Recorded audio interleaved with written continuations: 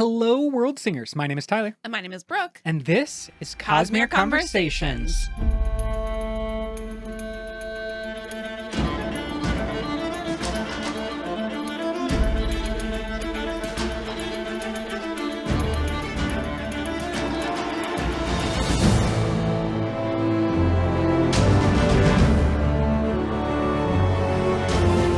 My friends from all around, thank you so much for joining us again on another wonderful episode where we are looking at the interludes of Wind and Truth. Extra interludes means extra special episodes. And we've got our thinking caps on. We're exploring the mysteries of Wind and Truth. There was so much intrigue with the interludes we looked at last time involving Elle, as well as your favorite, Baxel. And this time, I think we're going to pass it over to me and my favorites. Oh, are we? Because I'm a big fan of the Iriali. Always have been. Of course. They are an interesting people. We don't see them directly. We get kind of stories here and there and a couple of interludes previously. But in Wind and Truth, a major event happens. In fact, yes, so major. It was the chapter that Brandon read, I think at the 2023 Dragonsteel Nexus to promo the release of Wind and Truth, which was 2024. So that makes sense. And that's the transition of the Iriali people.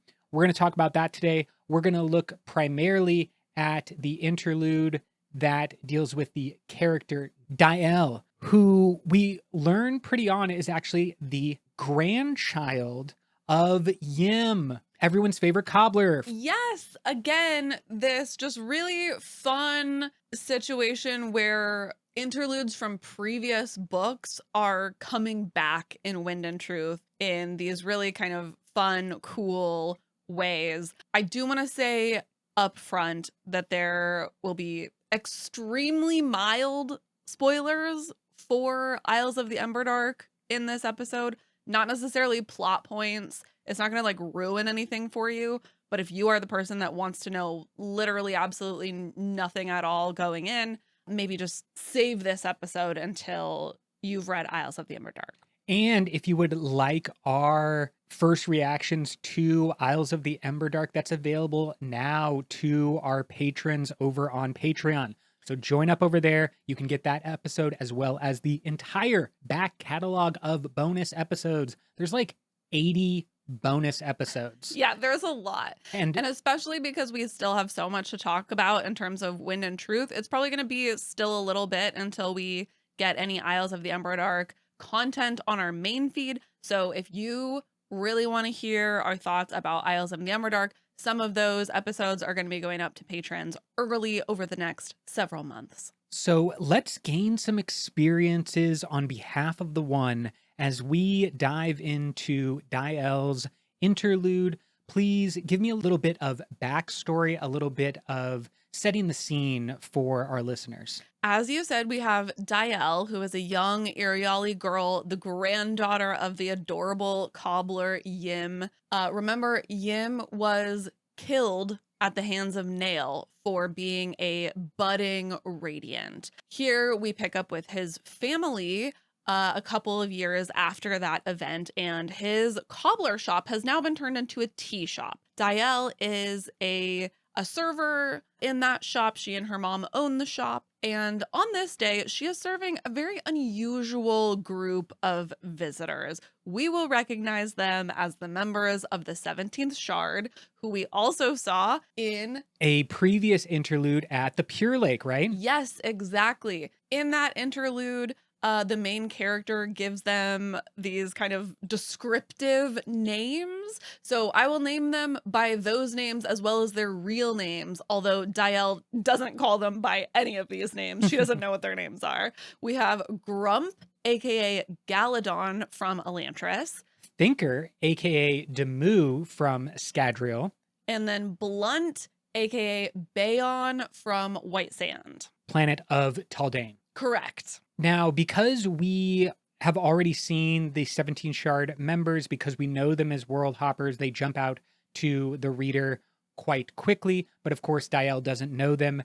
and it's going to set up a very tense opening scene with them. But Demu is looking for an intelligent spren to study. He wants to know more information. He's got a little bit of an Axes vibe going on, but he likes to learn about the spren. He asks Dyel if she's seen what we know as a Truth Watcher spren, describing them this way. Quote, "Have you ever seen," the man asked, "a strange collection of lights that moves across the wall or floor, though you can find no source reflecting it," end quote. Followers of Shard of Opportunity's Canon Walkers will also know that there are occasionally some prismatic lights following one of the characters, aka me, over there on that. If you are interested in the Cosmere RPG, go check that out. But Truth Watcher, Spren, the Mist Spren look like, in the physical world, a light that is reflected through a prism. So kind of like a rainbow, but you can't tell, and it's not a natural light that is causing that. And of course, this is the normal appearance of a Truth Watcher spren, not the corrupted appearance, which is actually what we see, I think, more often with Renarin's spren. So I always have to double check, like, wait, is this what a real Truth Watcher spren looks like? Yes, it is. This is also the type of spren that Yim had attracted before his murder at the hands of Nail. And since Yim's murder, Dyel and her mother have pretty understandably been very scared of his killer coming back to harm them. So Dyel is immediately on her guard as soon as Demu asks this question about the spren. She flees into the back of the shop and hides. They follow her, which I feel like, if you're a grown man and like a young girl runs away from you, don't follow her. Yeah, it's a strange degree of confidence. Really creepy. To just be like, I'll follow you. It's no big deal. Like, understand the vibes, guys. Like, at least not all three of them. Like, maybe send one person to be like, hey, sorry, are you okay? But don't all three, like, surround her. Anyway, they follow her, continuing to sort of present this threat. And her mother returns just in time. She comes back to the shop and immediately manifests her shard blade. She has bonded that spren that Yim previously had attracted. And while these three people from the 17th Shard are world hoppers, they have a lot of knowledge, a lot of power in their own right, I don't know if there's a more dangerous weapon than a shard / spren blade, even in the future of the Cosmere. There's not many things that can like instantaneously sever someone's spiritual aspect. I mean, we've seen the guns, the shade guns. Shade guns. There's also going to be shard guns in the future. So there could be lots of things in the future, but like, you know, even Demu, Bayon, and Galadon, with all that they have seen, facing off against a shard blade is not something they are capable of, in my estimation. I mean, one of them does pull a gun out. Yeah, so, but like, I thought they're ready that to was fight. Bayon. I thought he was pulling so. out a regular gun from Taldane, because they have like firearms. Yeah, there. it's hard to tell because Dyel's never seen a gun before. They don't really have guns on Scadrial. And so she's just like, it's this weird tube thing with like a handle. Which, you know, would present a problem to a normal person, but I do not think it presents a problem to a Truth Watcher, as we've seen like Renarin, who is not able to yet summon his spren as a blade. As far as we know. At the time that he is smushed in Oathbringer, he is not summoning Gliss as a blade. So that's just like innate healing power of a Truth Watcher is really, really high. And we know for a fact that Dyel's mom is more advanced than Renarin was at that point. Not necessarily where they are now, but she so you're just saying, like, with her regeneration, she would be fine. Yeah, I mean, Dyel would not be. No, unless Dyel's got a like secret backup spread that we don't know about. But let's move forward and kind of continue the plot that we see here. The 17th Shard is like, hey, whoa, don't worry. Bayon is not Nail. He's the one that looks the most like Nail. They're like, no, different person. We're not here to kill anybody. And then Dyel's mom kind of looks at them and she's like, actually, I have a letter for you. Yeah, very strange, but just like a complete like change of pace and opportunity. She goes to get the letter and says it was given to her by, quote, an odd woman who visited last month. And this woman is described, quote, the one who wore many rings and who had helped for several weeks at the local charity hospital, a healer skilled with herbs, whose room had smelled of the fish she'd caught in the Pure Lake, then dried, end quote. Do you have any guesses about who this person might be? Not really. I think it might be a Farukamist that we haven't seen before. I think it might be Demu's wife, Asladin. I'm pretty sure she was a Farukamist. Maybe she's also in the 17th Shard. Obviously, these members of the 17th Shard were recently, semi-recently, in the Pure Lake. So maybe they're together. Maybe this is another Ghost Bloods Farukamist Well, we know kind that of trailing the 17th Shard. Sure, that's and a so possibility. followed them to the Pure Lake and then, came to Erie when around the time they were there too. Is Axendwith still around at this time? Axendwith is currently holding Vasher prisoner.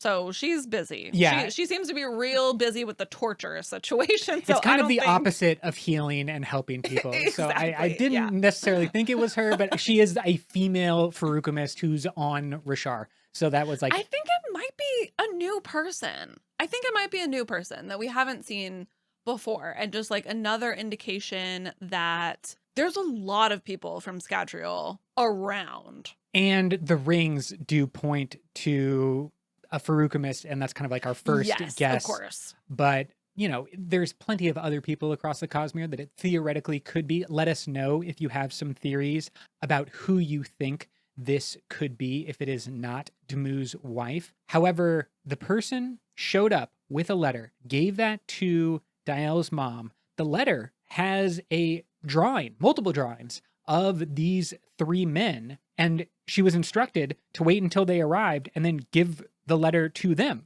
Yeah. Hilariously, the drawing is also basically described as a caricature with like the features of these men sort of exaggerated in like kind of funny ways, because this is from Hoyd.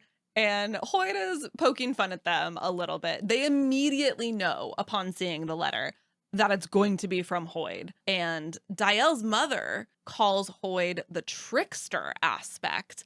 And she says that he was at their tea shop last year. Bayon gives a warning about Hoyd, telling her to be careful if they ever see him again, saying, quote, if this man ever returns, Bayon said, keep your distance. He isn't terribly dangerous, but whenever he's spotted, innocents get hurt. That was only natural. He was the trickster aspect, spun out of the one to create chaos.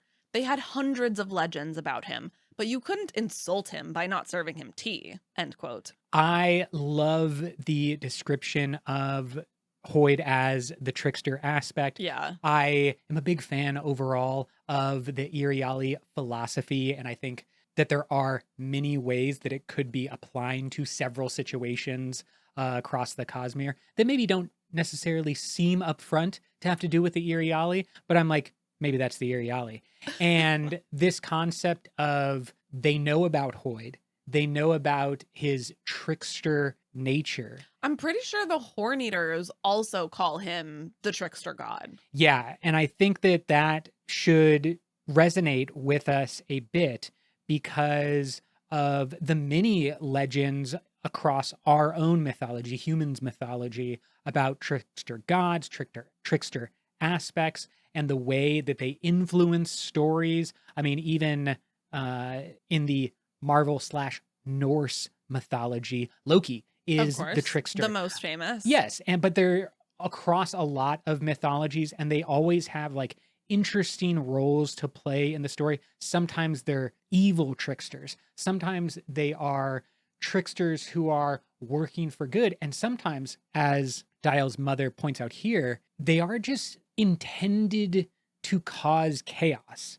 Like they're just intended to like mess things up. Which kind of makes sense for the Iriali religion if like the trickster god is sort of creating new experiences, right? Like the chaos that he is stirring up is creating new experiences for them to have for the one. Yeah, almost, from their perspective, like the opposite of preservation's energy. If everything stayed the same, then they couldn't get experiences. Not quite as like evil as ruin. No, no, right? no. Yeah, it's just in terms of being opposite of preservation. exactly. I think Yeah. preservation and ruin, happen to end up on a planet together. I don't actually think Ooh. that they are opposites. One might say that he's closer to the directive change, Yes, as we see with the Dawn Shards. indeed. Tell me a little bit more about what happens next. Yes, because what happens next is maybe the most interesting part to me in this. Well, I don't know. Everything after this is very interesting.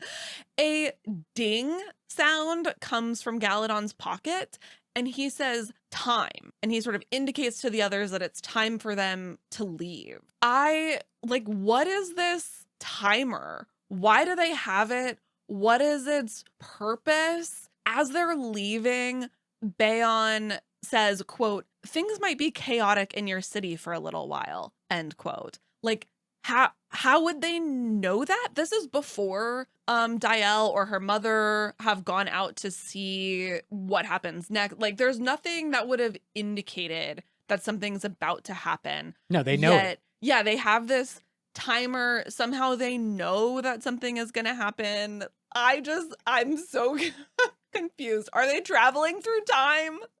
I don't think so, only because Brandon's been like very specific that time travel is not a thing in the Cosmere. However, they have a very precise understanding of time. And because of what we know and what we are going to describe happens next, we can say that somehow the 17th shard, and these three people specifically, knew the exact moment that begins the Iriali's transition from one world to the next. His timer was set to that moment. You think so? Of course, because that's exactly what happens. Like, let's go through kind of like the next steps. The timer goes off. Yeah. They say, they're like, we gotta go. Yeah. Things might be a little crazy.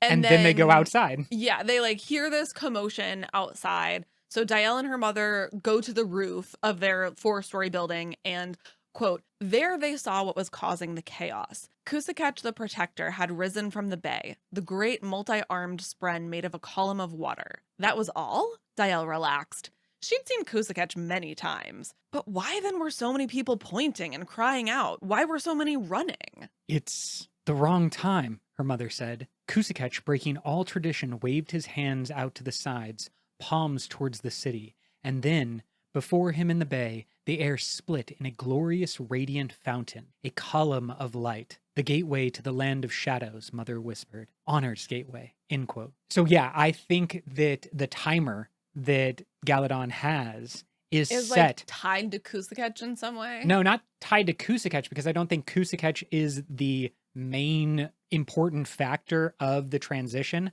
I think the transition is somehow there's some other bigger. Oh. Yeah, I think Cusicesh, as they will what describe would that them, even be? Who knows? I mean, shards. Shards is the obvious answer. And then again, this is where we are going to start introducing concepts from Isles of the Emberdark. We know there is a Cosmere-wide pulsating event. And if something's pulsating, it can be used to tell time. Yeah, but that would mean that there is some kind of pre-planned timeline for the Iriali Long Trail. What if it's an interval that's always the same? Is the case? But if it's an interval that's always the same, then you could predict when the next one was going to be with an exact precision based on the now. If that was the case, I don't think it would be an even interval. I think there would be some mathematical equation, like maybe it's the Fibonacci sequence or something, cool. some type of equation, because we know for a fact that the Iriali have spent different amounts of time on different planets. Oh, that's a good point. Yeah. And then again, time is very flexible, not necessarily in the time traveling sense, but in the time is relative sense. Yeah. And so let's actually focus more on Cusicesh, because this is probably my favorite spren on all of Rashar. Man, yeah, it's so interesting because he also, as he sort of emerges and tells everybody that it's time to go, he speaks, first of all, which he never usually speaks. And then he says that he's going to be the guide for the Iriali for the 5th journey. This is information that I don't believe we've had before. This gives us a really important point on our timeline for the Iriali Long trail. And the remainder of this episode is going to be us sort of trying to put together what we think the Iriali long trail has looked like up until this point, and sort of placing all of these little hints about where they've been and where they might be going in time. To set the stage, let's go back all the way to Way of Kings, Yes. Axes the Collector, and the interlude that involved him, where he is also in the city of Cassator, where Cusicesh emerges. He gives us the description that we have used since then. And I just want to add that, like, more information has come out even after Wind and Truth, because Brandon, in his spoiler Q&A with the 17th Shard, actually gave more information about Cusicesh. But, like, this is where we begin. So we have this, quote, "At precisely 7:46 in the morning, the locals could use it to set their timepieces. An enormous sea blue spren surged from the waters of the bay. It was translucent, and though it appeared to throw out waves as it rose, that was illusory. The actual surface of the bay wasn't disturbed. It takes the shape of a large jet of water. Axes thought creating a tattoo along an open portion of his leg, scribing the words.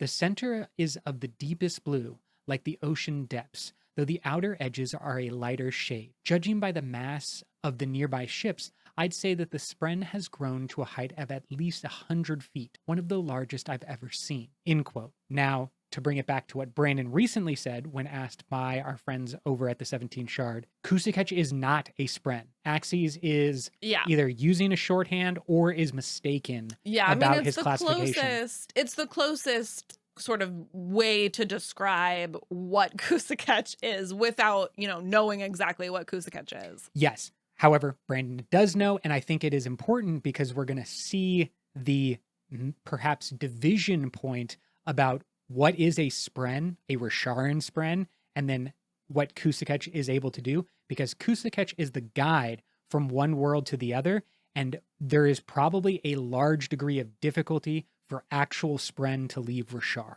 Cusicesh doesn't seem to have that difficulty because they're not a spren. That's what I want to leave us with. At this point in time in Wind and Truth. Yes, because exactly. that will change by the end of Wind and Truth. Oh, you mean the spren being able Correct. to leave? Yeah, Yes, not yes, Cusicesh's yes. nature. Yes. But yeah, everyone is kind of like with the interpretation going into this event that spren cannot leave Rishar, and Cusicesh does not have that particular problem. That's all I'm saying. Right. And Cusicesh is real weird.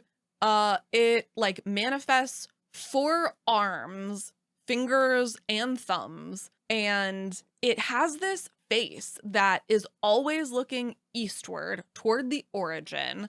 I'm really hoping that in the back half of the Stormlight Archive, we start to learn more about the origin, why it's called that, like why there is this orientation on the planet. And then Cusicesh's face shifts.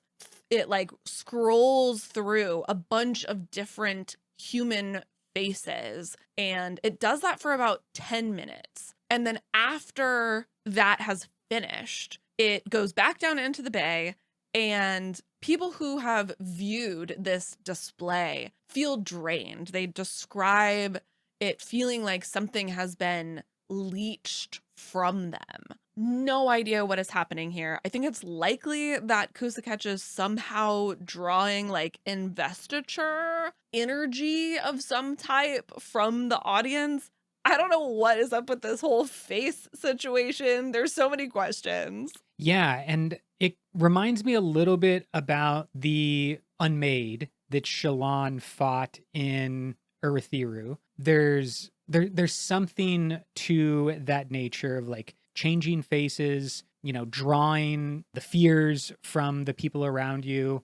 I think that Cusicesh might be like creating little spiritual realm babies, like blending the thoughts and emotions and spiritual aspects of the people around into it's like trying to make a person. Yeah, I'm wondering if we can like relate it to the religion of the one, the Iriali religion, and maybe Cusicesh is like an upload data port where he's like somehow absorbing the experiences of the Iriali, and I don't know. Does he send them back to the shard / the one? I don't know. Yeah, that's interesting. I kind of like that idea that Cusicesh is a transmitter of information. A big gigantic satellite is on the back of his head, and then he's Yeah. taking in all of the experiences and processing it. And the way that it's processed is that he like shifts faces really, really quick. Like, yeah, I think I like the idea that he would somehow fit into the mythology of their religion, that there's like some aspect of truth to that, as we see in a lot of different religions in the Cosmere. The only like hesitation that I have is I don't think that Cusicesh, at least in this form, is always with the Iriali. Like it seems to be a new thing Oh, that these Rasharan I people. disagree.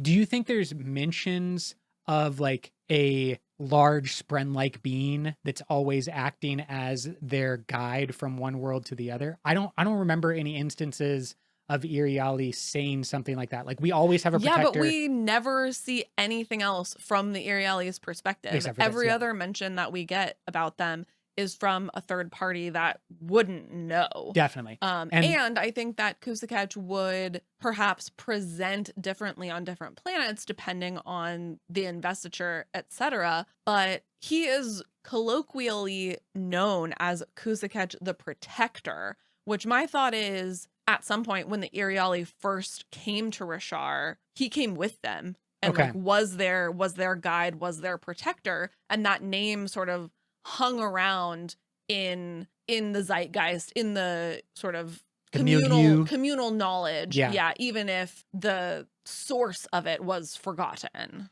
I could definitely see it going that way. My counter theory is that when the Iriali arrived, they're doing so at the behest of something else. Let's just say a shard, but it could be a bigger thing than the shard. But let's just. Yeah, but this is their fourth planet. I don't Yeah. think So they're moving. so. Why did the shard not arrive now at the fifth planet and be like, "Hey guys, time to go"? Because Like, they have why more is it planets to go Cusicesh to. now? No, because they have more planets to go to. The shard, it's not the shard's time to show up or whatever thing is bigger than the shard. But you think the shard showed up at the third planet? No, Or no? no. I think that the shard, and again, it could be something bigger, but I think that the shard in charge of the Iriali could be elevating something on each planet to act as the protector of his people. So therefore, Cusicesh would be like a spren of a certain type that the shard turns into something like a splinter, and it acts as the protector while they are there and the guide from one planet to the other. But theoretically, a new being, a new protector would be birthed on whatever planet happened to be next. That's just a counter theory. Yeah, I mean, we do know by word of Brandon that he describes Cusicesh as a semi-large splinter. So kind of like a spren, but a little bit different than a spren, and obviously of different investiture. Spren are of investiture found on the planet of Rashar, and Cusicesh would not be of that particular investiture. So I think it's possible what you're saying, that the shard could be creating something new on every planet that they go to, but I also think that Cusicesh might just be traveling with them. Let us know what you think is the most likely role of Cusicesh. Are they from Rashar specifically, or do they always travel and maybe take on new forms with the Iriali? To end this interlude, Dyel goes and grabs their travel packs, which all good Iriali always have ready to go. Dyel's mother is not really sure if her bonded spren is going to be able to come with her and leave Rashar, because as we previously talked about, this is before the end of Wind and Truth, and so spren are still in some way bound to the planet. And then they find a boat, they make their way out towards the gateway, and this sort of process of moving on is described as, quote, "they joined with the light of the gateway," end quote. And Dyel kind of compares that to maybe what rejoining the one after death would be like. And then they emerge into Shadesmar, and their leaders are already prepping the caravans there. We know that across Eerie, portals opened up, at least one in every major city. Now in Shadesmar, the 17 Shard members are there as well with the caravan. So again, I could see that clock that went off for Galadon was literally like his timer for the train that he knows he needs to be on. So he's like, come on, guys, we got to go. Like the train is here. Yeah. Because it's a transition from one place to the other, and they're going to follow along with this caravan to wherever they happen to be going. Demu complains about the, quote, odd behavior for perpendicularity of this nature, end quote. Yeah. So it's a perpendicularity, but a right. weird one. Yeah. Weird. I have no other thoughts. It's very strange. We know that a perpendicularity, like the ones we see multiple times, opened up in Rhythm of War and Wind and Truth, can act as transition points between the realms, but they're definitely not teleportation points. I don't think we've ever seen a perpendicularity appear on a planet that is not of one of the resident shards. Well, okay, so like, we have the Lost Metal, and we have a perpendicularity of sorts opened up by Trell, who is actually autonomy. Sure. But he is also they have also invested themselves quite heavily on Scadrial and tried to make all of this happen. Interesting that this splinter would be able to create a perpendicularity. I don't think the splinter is creating the perpendicularity. I think that Cusicesh, like you said earlier, is somehow a tractor beam for a focus point for the shard. So the shard doesn't live on Rashar. The shard can see, feel, and is connected, capital C, connected to Cusicesh. And then at the moment that they want to, they like snap, and there's a gigantic beam of investiture that goes into Cusicesh and then forms all of these portals around Cusicesh across Iriali. I guess it's kind of like how on First of the Sun, it's not technically a shard planet, but it's invested enough that there is a shard pool. Exactly. You know, I think you just have to reach some amount of like critical mass of your investiture in order to have these types of manifestations. And there might be something to be said about intent, as there often is. Like if the shard's intent is built around this type of movement of their people from one spot to the next, then it's a planned situation that they've been working on for a really long time. Do you have any thoughts on who the shard, the like original shard of the Iriali is? No, because we're going to get into this in the next step when we try to like place them in the timeline. I think the Iriali are Yolish. Oh. Like I think they predate the shards. What? Not these people, not Dyel. You think their one might just be Adonalsium? It doesn't have to be Adonalsium. Adonalsium is, question mark, not the only thing going on. Yeah, could be something bigger than Adonalsium. Yes. For example, like the Aethers. Aethers. I think Aethers are a possibility. And so we have that planet of Daughtry, which is the now inaccessible homeworld of the original Aethers. Maybe they are from that planet. They don't really fit, and there are still people who are like Twin Soul who have a lot of the culture, heritage. They're still like dressing the same. The Iriali don't fit any of those, right. So it doesn't really make sense. And they also don't fit what we know of the people from Yolen. So let's go into that. Let's talk about the myths. Let's talk about the lands and try to place everything in a timeline, because I think this is going to cause some confusion and chaos as well. Yeah. Okay. What is the Long Trail? There is this Iriali sort of myth that there are 7 total lands, and Rashar is the 4th land. We hear this from Yim in Words of Radiance, quote, long ago there was only one. One knew everything, but had experienced nothing. And so one became many. Us. People. The one who is both male and female did so to experience all things. One? You mean God? If you wish to say it that way, Yim said, but it is not completely true. I accept no God. You should accept no God. We are Iriali, and part of the long trail of which this is the fourth land. Eventually, all will be gathered back in when the seventh land is attained, and we will once again become one. End quote. The beginnings of our mythology about the Iriali. Yes. I can vibe with this. This is interesting. It's intriguing. It's less about the division of all of the shards. Like, you get a planet, you get a planet. You guys were supposed to be separate, but you joined up because you were so in love. All that jazz. Nay, nay, nay. It's about the one. It's about coming back, reforming. Okay, that's interesting because it's different than everything else that we have seen. However, seven don't make no sense to me. We have 16 shards. Yeah. 16 is not divisible by 7. There's no like a way that 7 and 16 go together. There's a 17th shard, but same rules still apply. Like, it's still not a divisible number.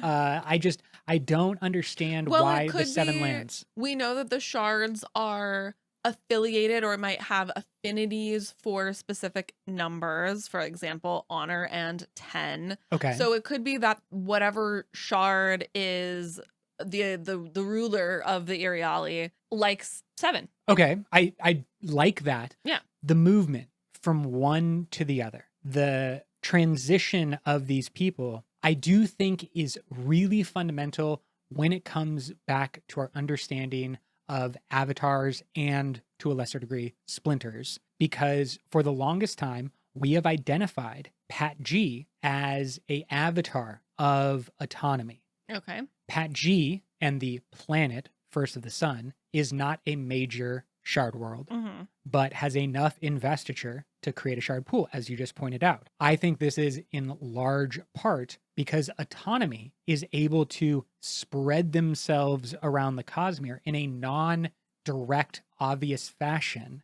through avatars. Okay. And sometimes very powerful avatars like Pat G. So they are investing worlds, which gives them control over those, not total control. Do you think autonomy is the shard of the Iriali? It is very high up on my list. I would say top 3 of possibility because of this nature that we've seen elsewhere, that like autonomy is quote unquote investing other worlds. It would be really interesting if maybe before the intent of the shard started to take over the vessel Like for this autonomy, idea. Bavadin was like, yes, I will give everyone autonomy and they will separate and go out and have unique experiences, but we will all always be one. I think at this point, I don't know if I see autonomy as we know them now, being into this. Yeah, that's why I find it so interesting. But yeah, it would be super interesting if it was like an original philosophy that has been corrupted as time has gone by. It's been corrupted from the perspective of Bavadin autonomy. Right. But maybe is most pure with the Iriali, who have like separated enough where they can maintain the philosophy, where autonomy would no longer really jive on this. Sure. But is still operating to the point where the transitions can still happen as they are supposed to. So what if they like left autonomy, or any shard really, but what if they left autonomy with good intentions, but now by the time they get to the 7th land, it's back to a shard that is evil in a lot of ways and is like the big bad across the Cosmere. What if they're like bringing pieces of all of the cultures and places that they've been back to autonomy that only makes autonomy stronger? Does that make sense? It was like, it does. I just don't think that it's right. Yeah, that's fair. I have a lot of these types of conversations. Like, okay.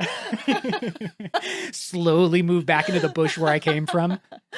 Let me know what you think, because I believe that autonomy, as I said, probably one of my top 3 choices for who's in the Iriali, but it doesn't line up perfectly. It's not great. So I want to hear some other feedback. Let's try to focus in a bit on the locations themselves and place them in the timeline. And what we already know, let's kind of sort through these facts. Okay, we know that the 4th land is Roshar during the era of solitude. At least we're unclear about when they actually arrive on Roshar, but we know that they're not from Ashen. Yeah, and so we assume that they arrive later than the destruction of Ashen. Yes, correct. Then the 5th land, I think we can say, is Scadrial in Era 2, Tell me why. concurrent with Wax. Yeah, Yes. yeah. Tell me why. In the Lost Metal, there is a character, Moraga Dulcet. She is like a newspaper lady, and she tells Wax about a population of people with golden hair who are living on the east side of Bilming. Because we now know that Era 2 happens basically immediately following Stormlight Archive 5, I think that it's pretty safe to guess that Scadrial is the fifth land. Yes. One, this is not a large population. They're kind of described as like, refugees, or like they're living in like a corner of the town. They don't own the entire town. So it's not like they've Yes. been on the planet for a long time and have like a region of control. I Sure. think that this makes a lot of sense because not only is Era 2 of Mistborn happening around the same time, we know with precision that the birth of Retribution and Hoid's leaving through death of Rashard and arrival on Scadrial is prior to Shadows of Self, Bands of Mourning, and the Lost Metal. Yeah. So it would be like if the transition happened simultaneously to those events, the people from Rashar arrive on Scadrial, they would have something like 6 to 7 years to start building homes, setting up a little community, and they do so in the town of Bilming. To me, that kind of makes a lot of sense. Yeah, but then you also do make a good point that it doesn't seem like the population is very large. Like, it's certainly not an entire country's worth of people have moved into one neighborhood in Bilming. So I don't like, But how long does it take to travel through the cognitive realm? Did maybe one group of Iriali arrive ooh, sooner?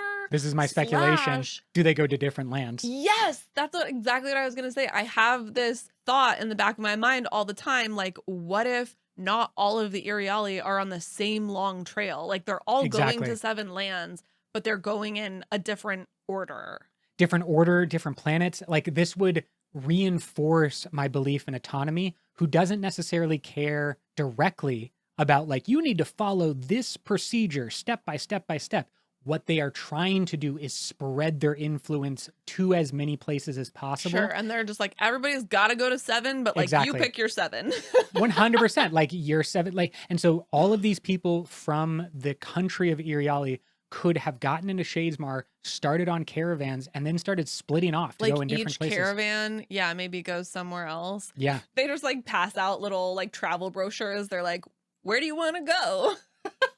Well, I don't necessarily know if they know where they're going. I think they're a little bit more like Moana voyagers. They're just kind of like sailing out into the Emberdark and seeing where they happen to end Oregon up. Trail situation. Like, some of them just peel off every once in a while. Yeah, And they're like, just like, actually, "Ah, we're going to stay here. Yeah, Salt Lake seems fine. And then a couple others are like, hey, let's go walk over those mountains in the middle of winter. And it doesn't work out well for them.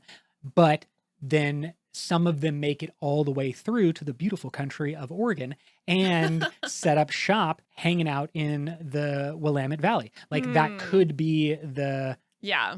transitional path for these groups. I think I like this idea a lot. I think it's very possible. But for the sake of this episode, we're going to keep talking like there's only one trail. It would help our understanding because we're going to try to place everything in a sequential order. Yes. So the fifth land, probably Scadrial Era 2. Then we know that Lumar was also home to Iriali. In Tress of the Emerald Sea, we hear, quote, "Do you know anything about that writing?" she asked, eager. It's old Iriali, he said. They vanished, you know. The entire people. Poof, there one day, gone the next. Their island left uninhabited. Now, that was 300 years ago, so no one alive has ever met one of them. But they supposedly had golden hair, end quote. This very clearly a description of the same Iriali we know and love, and they were on Lumar about 300 years prior to Tress. This makes no sense to my timeline. It destroys everything that I have been thinking after Isles of the Emberdark.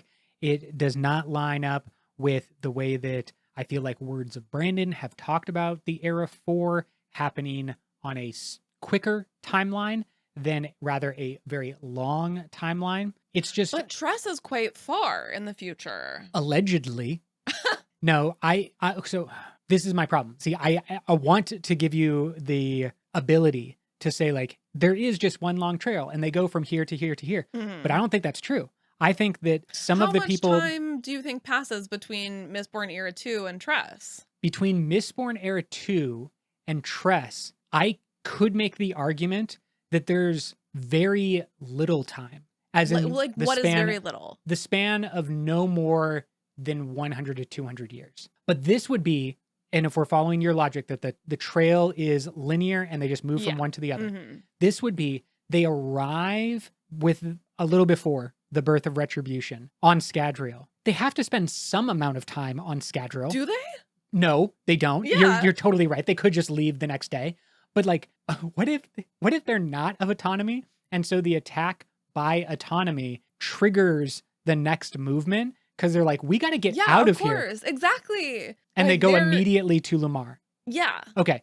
That would make me happier because what I don't want is they spend 500 to 600 plus years on Scadrial like we think they did on Rashar. But that's what I was saying before. I don't think equal amounts of time are spent at each of the 7 lands. I would hate They're it if they on were. Rashar for freaking ever. Right. Like thousands of years. It seems like they have enough time to like build a whole country around their population. So yes, it Yeah. definitely, and they're like ingrained in everybody's knowledge, and like the old Vorin kingdoms make Yeah. reference of the Eyrie. So it's like, yes, they've been around for a very long time on Rashar. I would hate if they also had to spend that much time on Rashar before they could transition to Lumar, or what you're saying, the gap needs to be so small. Yeah. I need them to like transition off of Scadrial in a hot second, just be like, we chose poorly, and just go immediately to the next planet, which is I Lumar. think that would be my idea. If there is only, I mean, regardless of whether there's one trail or many trails, the people are spending different amounts of time at each of the lands. They might spend 1,500 years on Rashar and then 50 years on Scadrial. I would think they have to spend, to make me happy, which is not an important factor in anything, but to make me happy, they would need to spend a very short period of time on Scadrial. 6 years, they see autonomy. 6 years. Well, they see autonomy and they're like, this is bad news. We peace out. We got some word that Rashar has been all messed up, so we need to keep moving on the trail. They can't go back to Rashar. They're not going back. They're afraid. They're afraid of what's happened on Rashar. They left that place, 5 or moments before the birth of retribution, and then have been getting word from their other world. I know, but I don't think they're going back regardless of what's happening there. They have to continue on the trail. I'm not saying they're going back. I'm saying they're afraid. They're motivated to keep moving in the same way that Hoyd, with the Dawn Shard, people are tracking your movements. And so you don't want to stay in any one place. So I need them to go to the next one. And then I need them to get to Lumar and do the exact same thing, not spend any time there. I can't imagine any of those 2 locations, Scadrial or Lumar, where the Iriali are spending a long period of time like they did on Rashar, or it messes up the timeline so badly. Well, I think, okay. Yeah, I mean, then maybe we do have a problem, because I do think that they've spent some kind of significant amount of time on Lumar, enough to become An island population. Yeah, the like ruling class, because we also know from the languages panel at Dragonsteel Nexus 2024 that high nobles on Lumar still use the Iriali language. So like the language had enough time to become integrated into the upper echelons of society on that planet. And this brings me back to the divergent paths, where the group that is on Lumar and vanished 300 years ago, they might have been on Lumar concurrently to the group that was on Rashar. And the same moment that Cusicesh opens up the portal, on Lumar, a portal opens up and moves that group of people to their next land. Because this is where the timeline breaks down. If this same group, Dyel, if Dyel's generation jumps to Scadrial, realizes Scadrial is like in a bit of a pickle, they jump immediately. Dyel's now like 20-something, and they're on Lumar.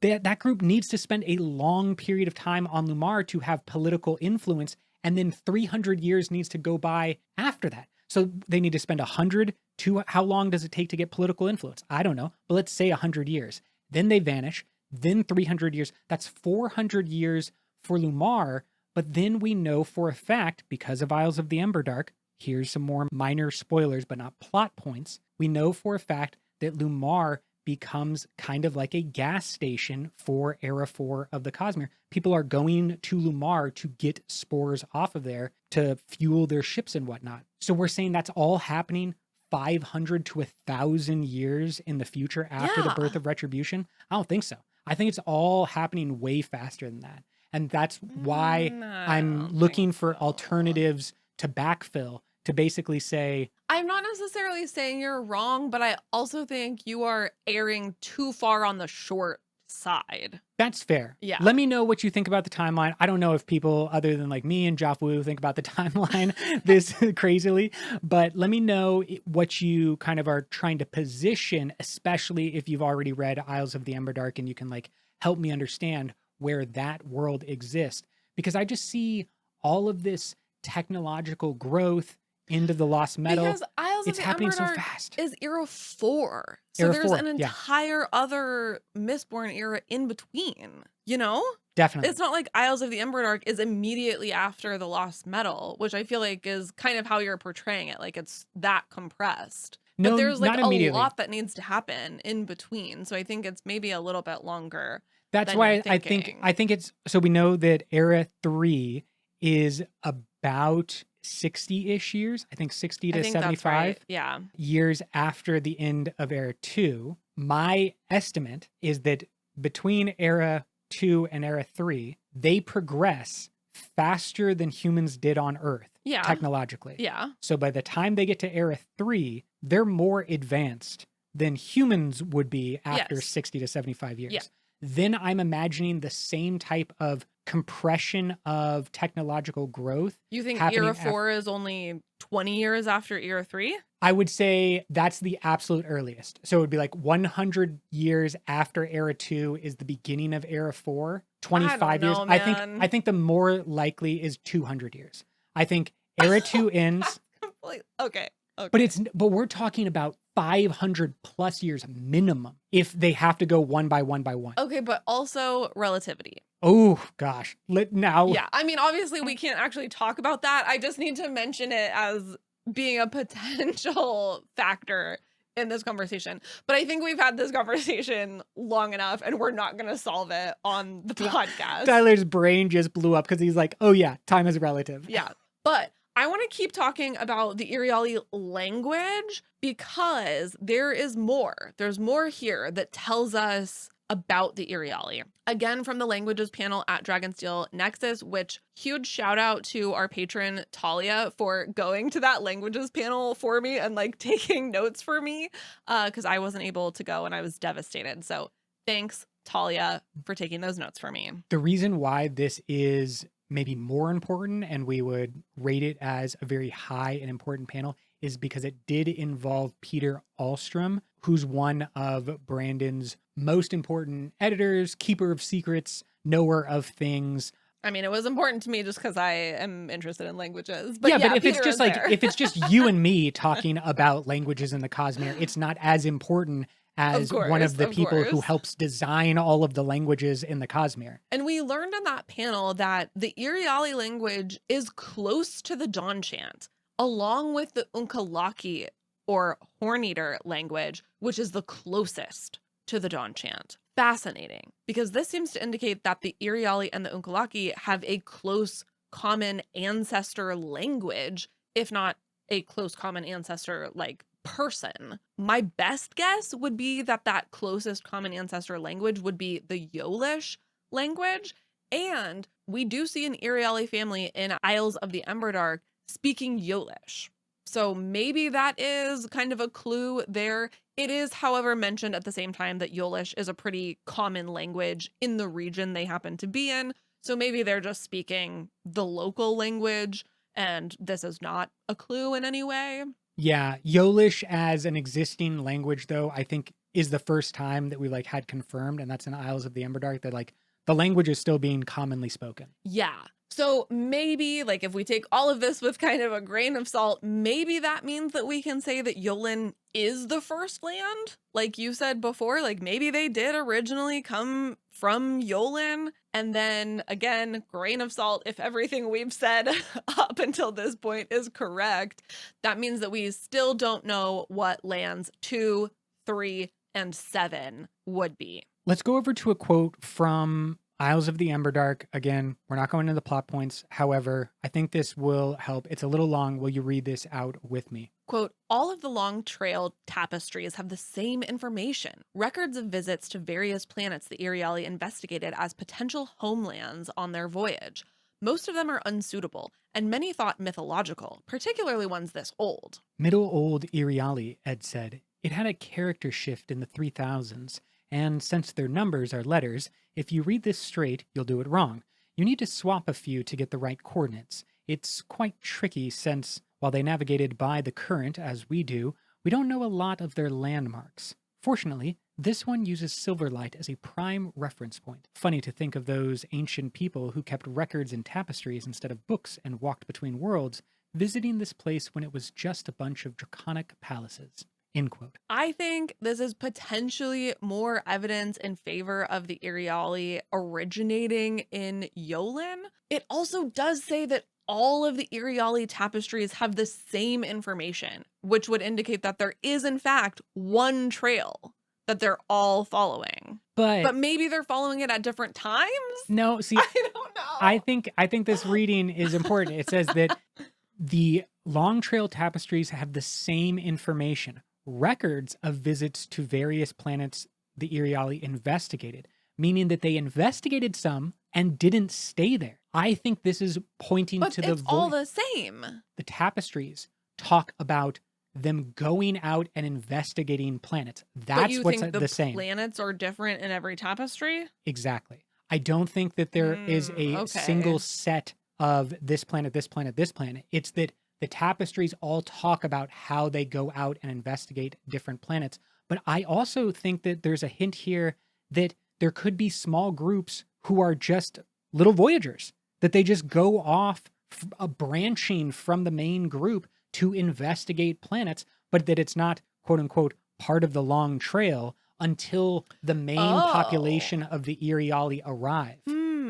Okay, that's an interesting thought. So that would be like a modified version, is like there is a main trail that the main group of Iriali, and that's why this group in Bilmine is not the main group. They're just like a little pocket enclave that went to go investigate Scadrial, which would make Scadrial not the fifth in the trail because they get freaked out and they leave. But then they have these records to kind of tell them like where they might want to go next. Yes. Because someone has gone out and been like, hey, planet A seems really cool, but planet B, definitely don't go there. Yeah. Planet C, don't go to like, Canticle. No water there. Like, you know, whatever, has like the record of information for them, and then they can like pick. And it would be like, yeah, their leaders are looking and like trying to understand the vast sum of the investigated planets by the Iriali, and they use that to decide the long trail. This would then just help explain why we're seeing groups of Iriali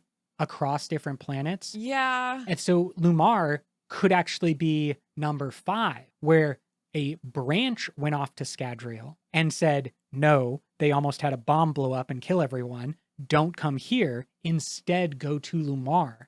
And then you have the 300 plus year gap in time, because it was the main population of the Iriali that go to Lumar instead of Scadrial. They never get to Scadrial. But then, like, how would all of those disparate groups communicate with each other? And it definitely sounds like the scholarly community at Silverlight is sort of operating on a singular body of knowledge of the Iriali, because this Iriali family in Isles of the Emberdark says that they are searching for a hidden perpendicularity on this like heirloom map that they have. And this particular fragment of the map is said to be unknown to scholars and like lost to time. There are no known records of this particular portion of map. So it sounds like the scholars are sort of putting together a singular picture based on the existing tapestries, meaning that all those tapestries would sort of have to fit together, you know? And they might fit together. A tapestry could be designed in a way to fit together, like they're mapping the Cosmere, but they're not mapping it as a single group or individual. They're And then, mapping it like, as a bunch of disparate groups. how would Cusicesh fit into having multiple trails? Like every single little splinter group of Iriali somehow gets like a magical. No, see, I don't think they get the magical protector. I would think that a Oh. protector stays with the main body of the Iriali. If there's all these, so Okay. this group Okay. of Iriali in Isles of the Emberdark, they are like potentially other groups of Iriali that have split off and like gone looking for perpendicularities. Yeah. Where just they that, could like, bring the rest of the Iriali. But if you show up on Pat G, you're going to turn around and be like, get out of here. Do not send anybody else to this planet. It is crazy here. I don't know.